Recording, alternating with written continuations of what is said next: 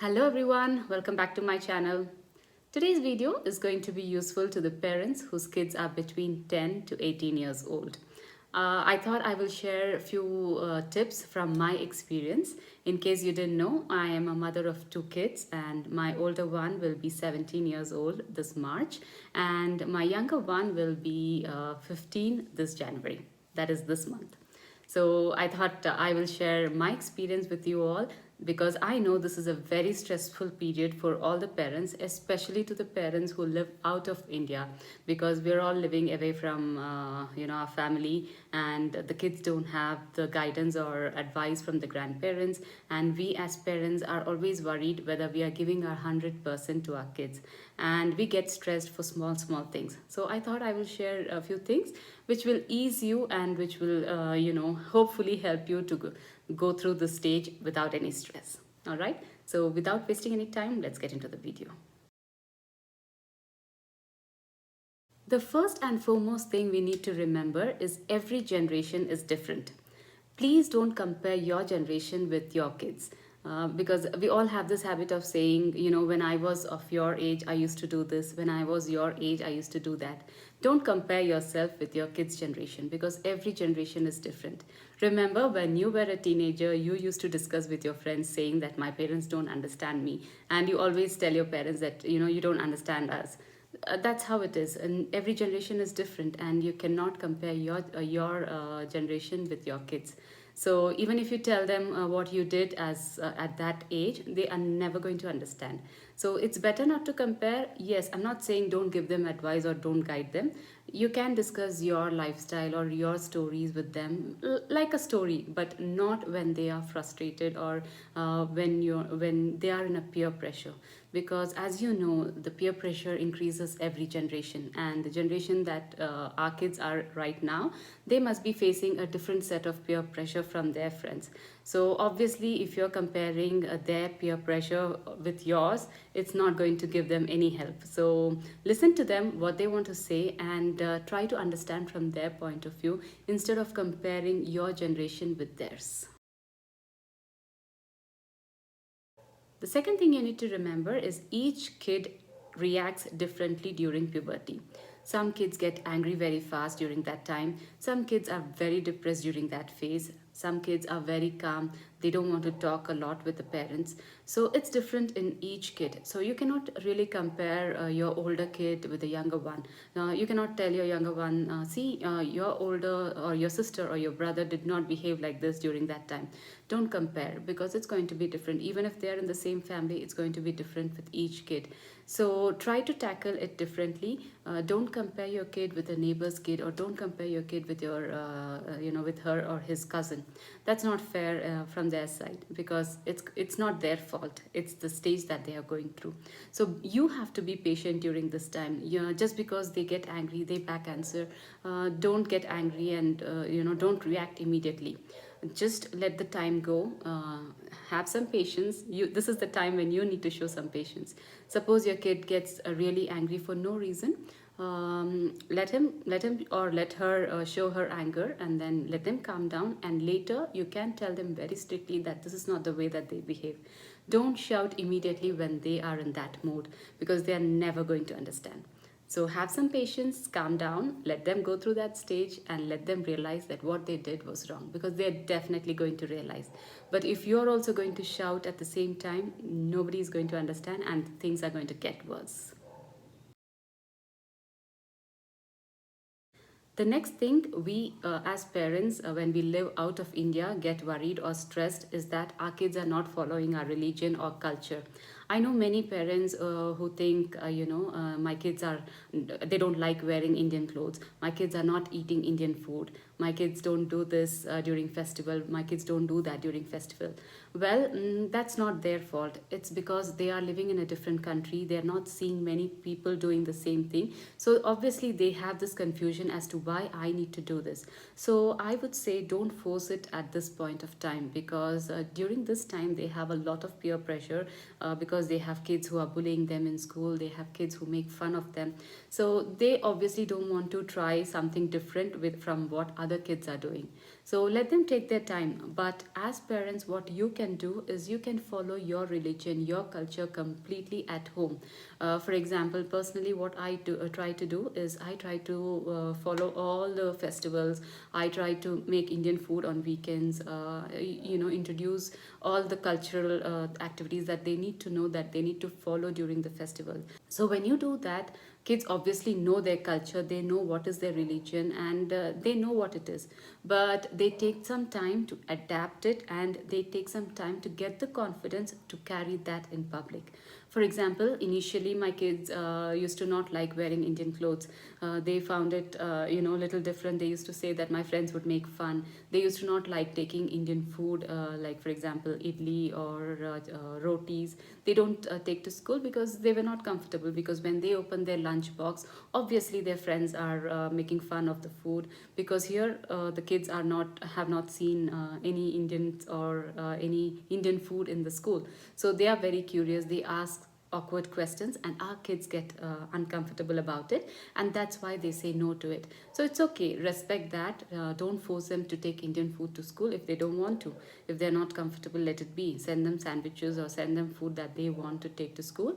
But when they come home, let them eat Indian food. For example, my kids go to school from morning 7 to around 2:30.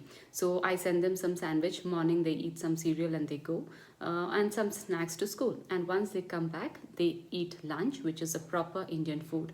So that way they are getting all the nutrition or whatever Indian food has. And I'm also happy that they like Indian food, they are eating Indian food. But I don't send Indian food to school because they are not comfortable taking it because of their friends or whatever reasons. And on weekends I make Indian breakfast like idli, dosa or rotis, and they eat that on the weekends. So don't worry that they are not taking Indian food or they're not wearing Indian dress. Even with the Indian dress on festivals, on weekends, you can make them wear Indian dress at home. That way they are happy that you're respecting their decision, and they're also happy to follow your religion and your culture at home. The next thing that we need to remember as parents as to be a good listener. We all have this habit of reacting too fast. The moment a kid comes and tells us something that happened very weird in school, immediately we react and say, "Oh, why did you do that?" Or we give our opinion. So my advice would be, listen to that and don't react. Listen to what your kids have to say, because sometimes if we react too quick, next time when they want to come and tell us something, they would think twice. They would say, "Oh no, my mom is going to react like this, or my dad is going to react like this, I better not tell them." So let them come. If they want to come and talk about a relationship, about their friends, and when you think, we Indians, we are not used to these young relationships. So obviously when we hear that a 12-year-old kid comes and tells us that my friend has a boyfriend or my friend has a girlfriend, we all react saying, "What? At such young age?" So don't do that. Just listen to what they want to say. They're just sharing like they would with their friends. So at that point, if you're going to react saying, "Oh my god, is this what they're going for, going to school for?" If you give such reactions, next time your kid will not come and talk all this to you. So don't react immediately. Be a good listener. Just listen to it, and after some time, maybe you could just tell the kid that this is too young. It's better you concentrate on your education right now, and things like that. That way, there would be healthy communication, and your kid won't feel weird or awkward to discuss these things with you. In future, also, your kid will come and talk all these things with you, and you are also very comfortable talking these things with kids.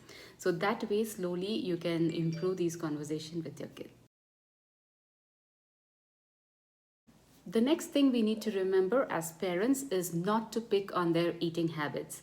Many of us have this habit of telling our kids, "Don't eat too much at this stage, you'll gain too much weight." Or we have this habit of feeding too much to our kids. Because I know many kids who have gone into depression because of this. When you make fun of their eating habits, saying that you eat too little, or sometimes we tell them that you eat too much. So don't do this. What you can do at this stage is introduce healthy eating, and that you can do by following yourself. So you need to start eating healthy, so your kids also see that, and you need to start exercising so your kids also know and they see that and they learn as they grow up. If you are a person who eats a lot of unhealthy food and who doesn't exercise, and obviously your kids are seeing that and they do the same. So instead of making fun of their eating habits or making fun of their weight, introduce a healthy eating along with them. You eat healthy, you start exercising, and show them as an example that you need to lead a healthy life.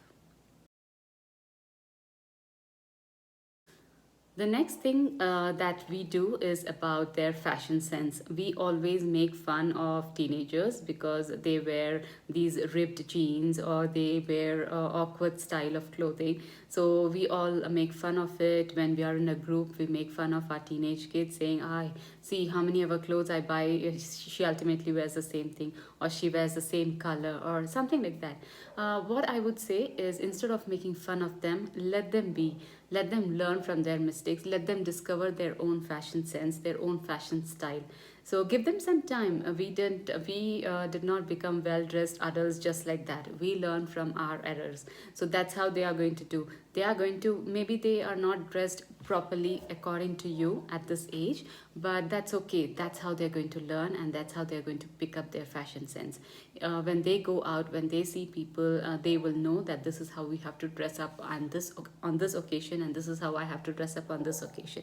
So don't feel awkward if a kid is wearing jeans to a big Indian wedding and you are very ashamed that your daughter is dressed like that.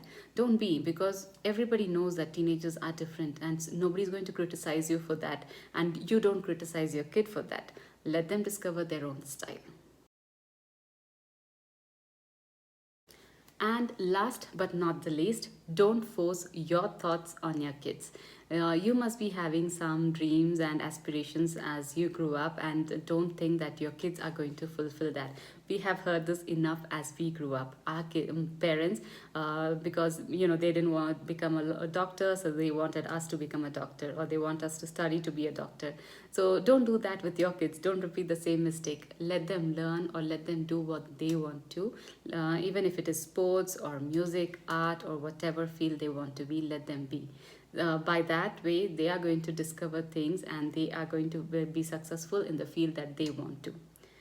So these are few tips that I could give you with my experience with my teenagers. And do let me know if you have any more questions. I can do a part 2 on this, and I hope this video was useful to you. Don't forget to like, share, and subscribe to my channel. I'll see you in the next one. Until then, take care. Bye.